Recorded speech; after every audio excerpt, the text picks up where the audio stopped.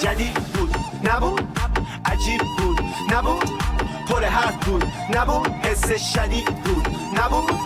افر خون نخون، افن خون نخون، افر خون نخون، رپ فارسی بود نبود، رفتم توش تموم، رپ میکردم خیلی روون، کل شهر خاکستری بالا سر من رنگین کمون، نکردم عشق و حروم، پخش میکردمش تو زمان، وقتی همه خودخواه بودن واسه من دیگه خودی نمون،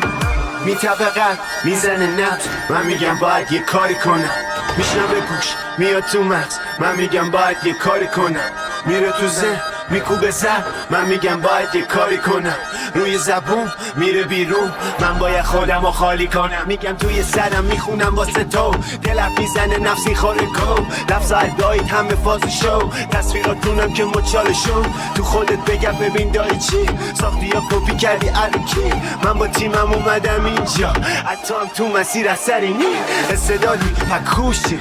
پایم شدی پس گوشی،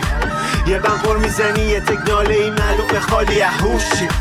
این کار میخواد پشت کار ها، مگه نه اومدی چی کار چی، هنرم خریدنی نیست من، حالا تو فکر فروشی، میاره کار میکشه نه، من میگم باید یه کاری کنم، میره بالا میپاچه سم، من میگم باید یه کاری کنم، تصویر و پر میرن تو هم، من میگم باید یه کاری کنم، اینا خیلی وقت توی سرمه، من